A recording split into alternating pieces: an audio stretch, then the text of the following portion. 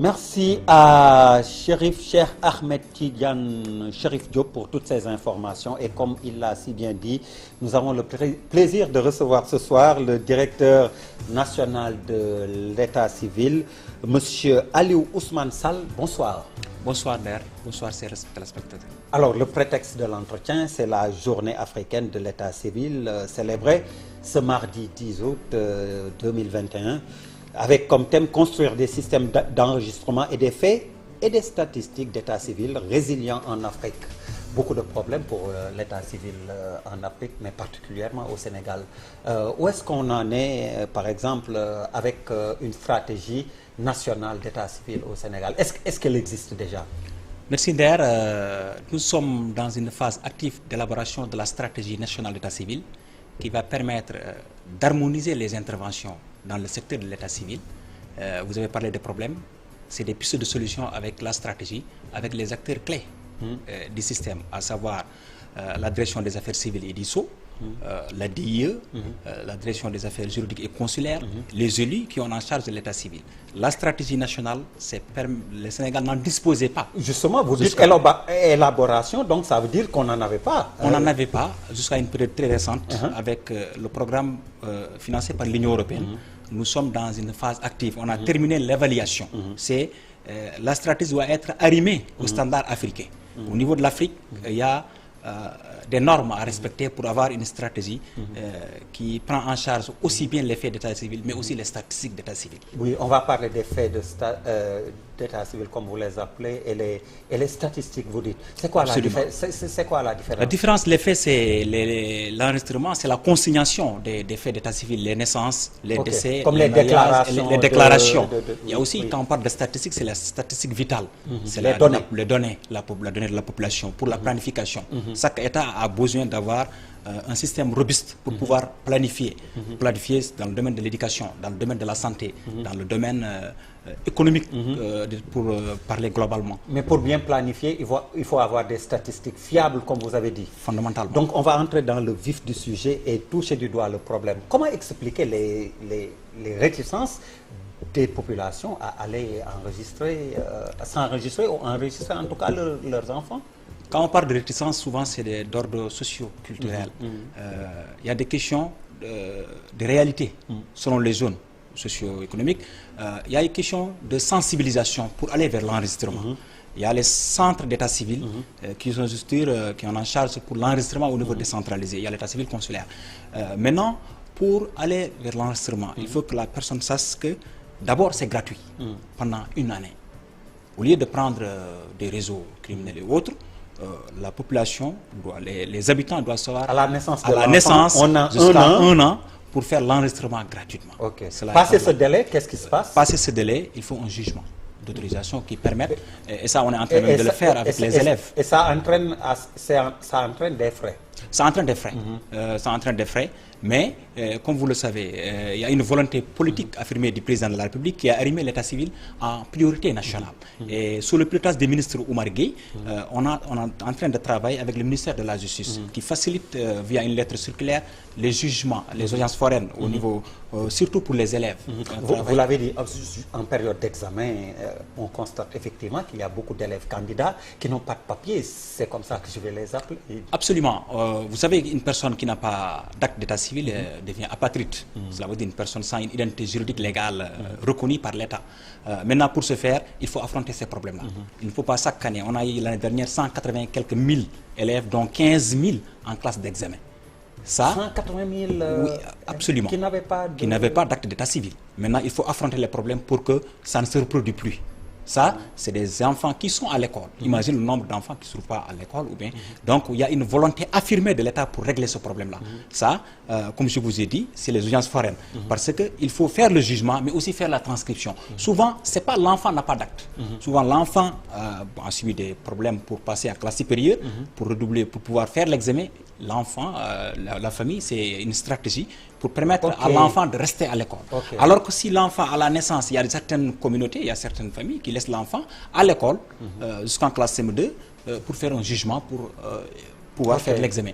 Maintenant, ces responsabilités sont situées. D'abord, les parents. Il faut enregistrer les enfants dès la naissance. L'école.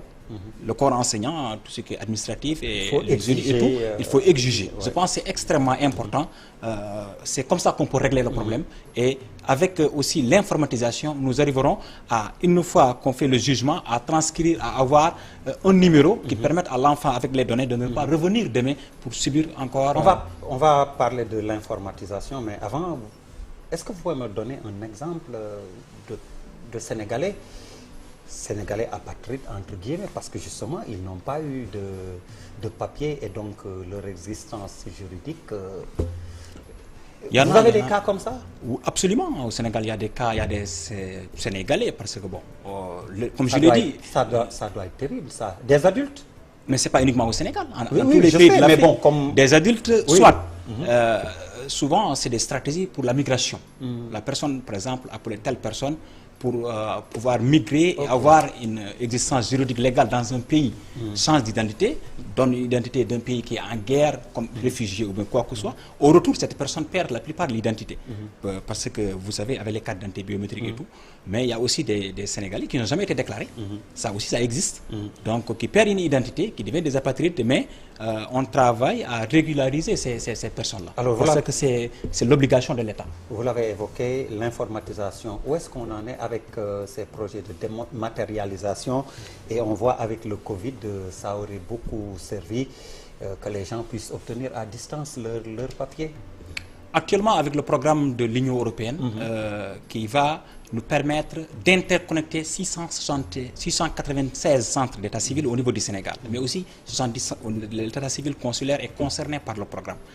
On a fait la situation de référence en visitant parce que si on veut régler le problème d'état civil, il faut connaître la situation qui se trouve au niveau des centres. On a envoyé des équipes dans tous les centres d'état civil du Sénégal, qui nous a permis d'avoir une situation de référence sur la gouvernance. Cela veut dire le profil des agents qui gèrent l'état civil, parce qu'il y a aussi des erreurs souvent qui conduisent à créer des problèmes pour certains Sénégalais.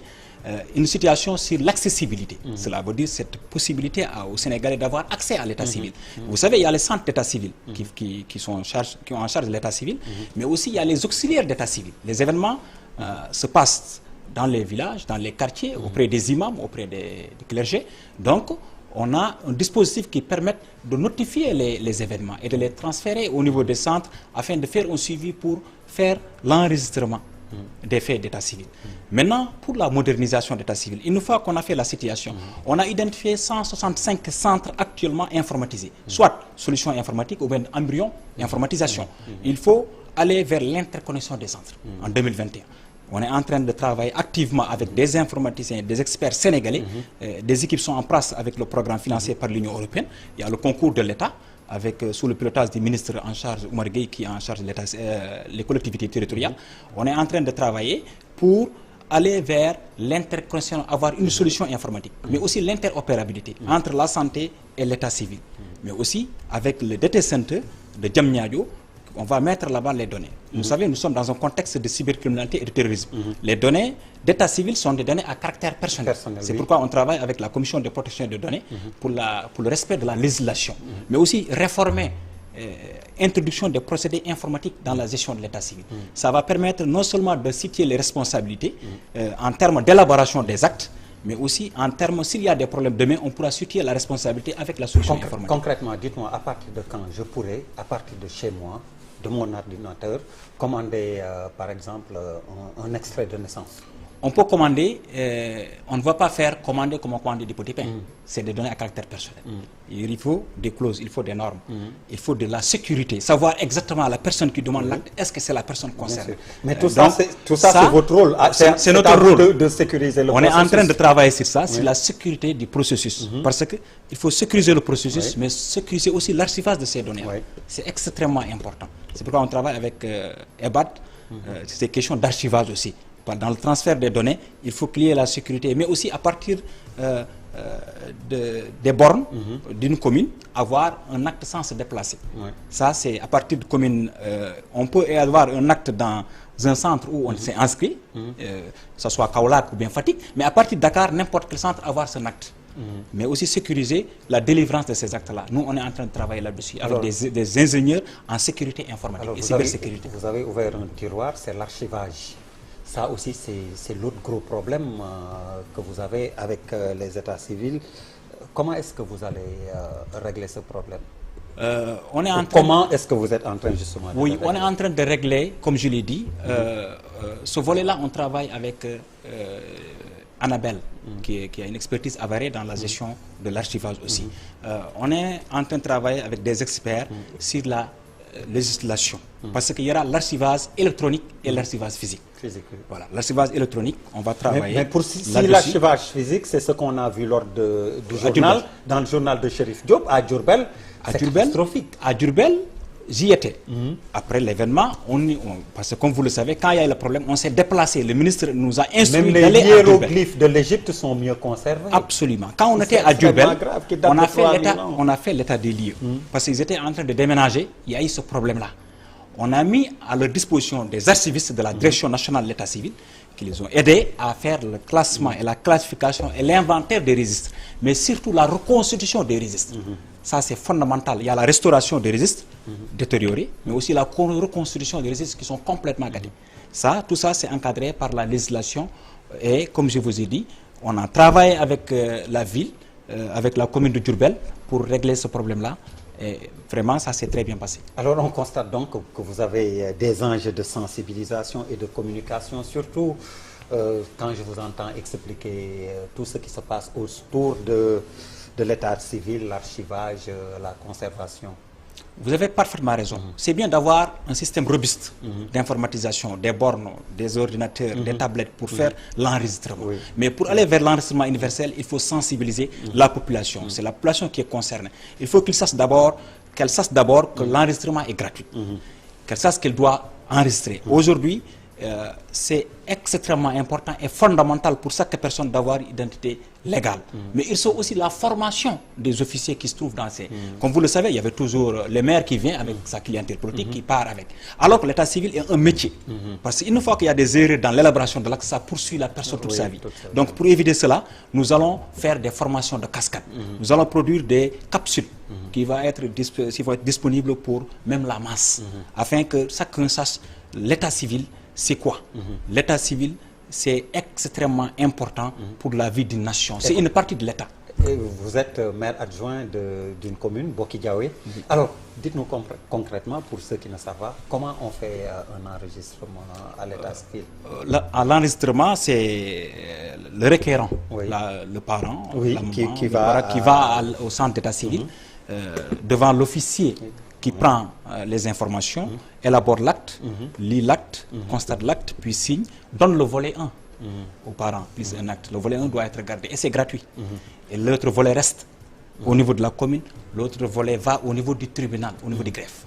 Donc vous voyez, le système est de telle sorte que si l'acte qui se trouve au niveau de la mairie est perdu, qu'on puisse reconstruire à partir de l'acte que la personne concernée garde, ou bien au niveau du tribunal, au niveau du greffe. C'est pourquoi dans le projet, on travaille aussi dans les questions d'archivage au niveau des greffes, parce que c'est là-bas que se trouvent aussi les volets qu'on doit archiver, numériser et prendre aussi l'antériorité. Cela veut dire que les anciens registres doivent être numérisés et indexés dans la base de données. Par exemple, vous ne pouvez pas, si on met en place la solution aujourd'hui, on va tester et passer à l'échelle au niveau de toutes les communes et faire aussi l'interopérabilité, des passerelles entre les différentes solutions. Maintenant, pour les anciens registres, c'est des millions d'actes, on va les numériser. Une fois qu'on numérise, on va les indexer à la base de données, pouvoir, à partir des informations, interroger la base de données avec toute la sécurité qui est. Monsieur Aliou Ousmane Sall, merci d'avoir répondu à notre invitation. Je rappelle que vous êtes le directeur national de l'état civil, maire adjoint, comme je le disais, de Boki-Diawé.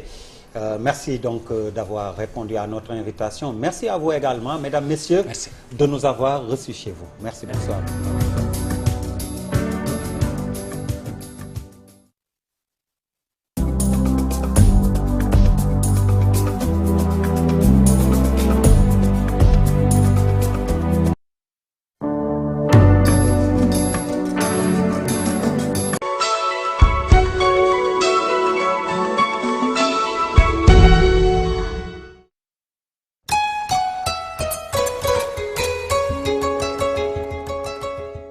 gannaaw bi ñu nemmeekoo ni askan wi farlu nañu ci jëfandikoo ñaq yi ñu jagleel xeex feebaru Covid-19 rawatina ci jamono ji nga xam ne feebar bi dafa yokk lool ministère bi yor wér-gu-yaramu askan wi samp na ñeenti bërëbu ñaqu ci Ndakaaru boole ko nag ak bërëb ya ñu daan ñaqee muy ca place du souvenir ca corniche bu Fann Résidence, place de l'Obélisque ca Colobane, monument de la Renaissance ca Ouakam ak ca parking bu stade Léopold Sédar Senghor. jël sab ñaq boole ko ak di takk sa masque di raxas say loxo di dandante ak it di bàyyi dajaloo bokk na ci liy xeex feebaru coronavirus bii. ci bëgg am yeneen i leeral wooteel ci 800 00 50 50 xibaar bi service national bu éducation ak information pour la santé ci ndimbalu USAID Breakthrough Action moo leen ko may.